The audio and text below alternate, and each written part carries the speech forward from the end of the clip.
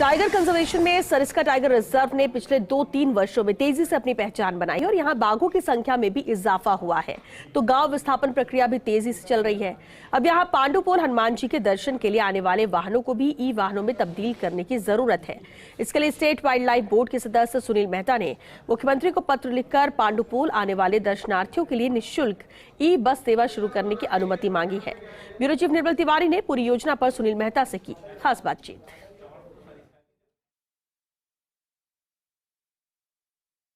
वन्यजीव प्रेमियों के बीच सरिस्का टाइगर रिजर्व तेजी से अपनी जगह बना रहा है। लगातार बाघों की संख्या भी वहां बढ़ी है। बाघ संरक्षण को लेकर जो काम हुए हैं वो भी बहुत ही शानदार हुए हैं और साथ ही साथ जो सबसे बड़ी चुनौती थी वो थी वहां से गांवों का विस्थापन। उस दिशा में जो पूरी टीम है सरिस्का की, खासकर वहाँ के जो फील्ड डायरेक्टर हैं आर एन मीणा, उनके नेतृत्व में शानदार काम किया। फिलहाल हमारे साथ स्टेट वाइल्ड लाइफ बोर्ड के सदस्य सुनील मेहता जी यहाँ मौजूद हैं। सुनील जी, लगातार आप सरिस्का को लेकर काम करते रहे और जैसा मुझे ध्यान है कुछ दिनों पहले आपने मुख्यमंत्री को एक पत्र भी लिखा है। क्या है पूरा उस पत्र का मजमून और किस तरह से सरिस्का का विकास सुनिश्चित होगा उससे? देखिए, एक बहुत हर्ष की बात है कि सरिस्का में विकास बहुत तेजी से हो रहा है। बाघ विलुप्त हो चुके थे और आज वहाँ पे काफ़ी बाघों की संख्या है। पहले बाघ दिखते नहीं थे टूरिस्ट को, बाघ की साइटिंग बहुत अच्छी होने लगी है। सरिस्का में काम हो रहा है और मैं आशा करता हूँ कि सरिस्का में ये काम आगे बढ़ेगा तो सरिस्का वापस अपनी वो जगह हासिल कर लेगा जो देश में अच्छे जाने माने टाइगर रिजर्व था सरिस्का पहले। सरिस्का में कुछ प्रॉब्लम्स हैं और उन प्रॉब्लम्स की तरफ भी ध्यान देना बहुत आवश्यक है और कुछ बहुत ही जटिल समस्या हैं। सबसे बड़ी जो है कि एक पांडुपोल हनुमान जी है, पौराणिक समय से वो पांडुपोल हनुमान जी का मंदिर स्थित है। वहाँ पे लोगों को जाने से रोका नहीं जा सकता क्योंकि लोगों की धार्मिक आस्था है।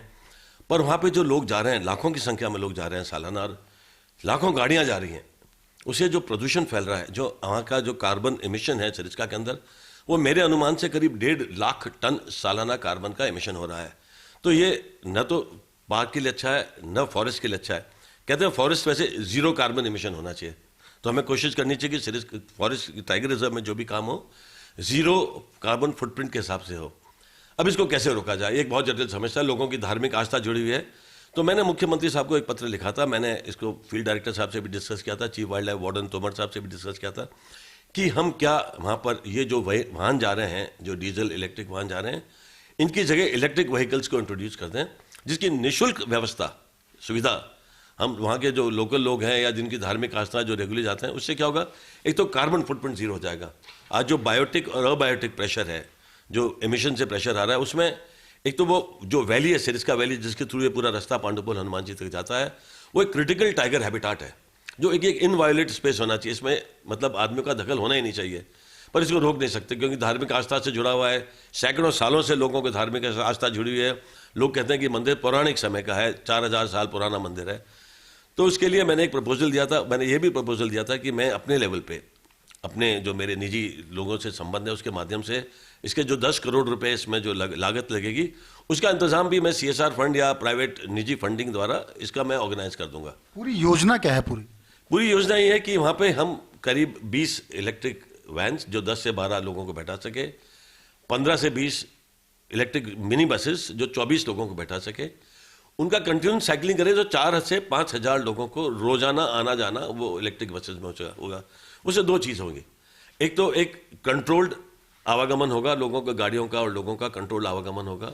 कोई लोग गाड़ी से उतरेंगे नहीं, कोई कूड़ा करकट फैलाएगा नहीं। दूसरा, एक आज जो गाड़ियाँ जाती हैं उन पर स्पीड लिमिट नहीं है, बाघ क्रॉस करता है। आपको पता है कि सरिस्का में बाघ सीमित हैं। हम चाहते हैं कि बाघों का कुनबा बढ़े, पर कोई ऐसी अप्रिय घटना नहीं हो जाए, उससे भी ये इसका एक सुविधा मिलेगी।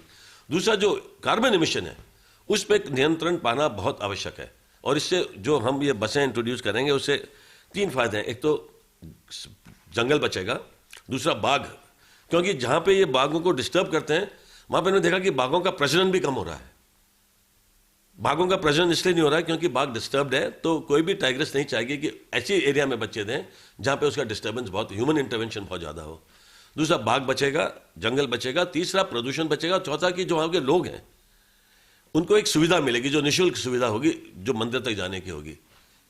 एक सवाल और भी था मेहता जी कि अगर इस सरकार इसको आपके इस प्रस्ताव को अगर मंजूरी दे भी दे तो किस स्तर पर आप उसको लागू कर देंगे? मतलब क्या पूरी इस तरह की पूरी तैयारियां आपके स्तर पर या जो लोग इसमें कंट्रीब्यूट करना चाहते हैं उनके स्तर पर? हमने इसका विकल्प पूरा प्लान बनाया है। एक बार हमारे को अगर ऊपर से सरकार की तरफ से हाँ मिलती है, हामी मिलती है, मंजूरी मिलती है, तो मैं आशा करता हूँ कि 6 महीने से 8 महीने के अंदर अंदर हम ये पूरा जो इसको अंजाम देना है उसको इम्प्लीमेंट कर सकते हैं। तो चार्जिंग स्टेशन बनेंगे, बस पार्किंग जगह बनेगी, बस की मेंटेनेंस के लिए हम जिन कंपनियों से इलेक्ट्रिक बसेस लेंगे उनसे अनुबंध करेंगे कि आपको 3 साल तो इनकी फ्री रखवाली करनी है और 3 साल के लिए हम उनको पहले ही पेड कॉन्ट्रैक्ट और कर देंगे। तो 6 साल तक बसों की रखवाली, उनकी मेंटेनेंस, उनकी सब सुविधा, चार्जिंग स्टेशन एक तरफ रहेगी, दूसरी तरफ जो बाकी टूरिस्ट आ रहे हैं, जो धार्मिक, जो वो अपनी गाड़ियां पार्क करके इस गाड़ी से इलेक्ट्रिक व्हीकल से अंदर जा सके। तो सरकार के स्तर पर आपने जो प्रस्ताव दिया उसका कोई जवाब नहीं, पर मैं जो मुख्यमंत्री के प्रमुख सचिव हैं उनसे मिला भी था, उनका सबका बड़ा पॉजिटिव रुख है, चीफ वाइल्ड लाइफ वार्डन का भी बड़ा पॉजिटिव रुख है, चिट्ठी भी गई है।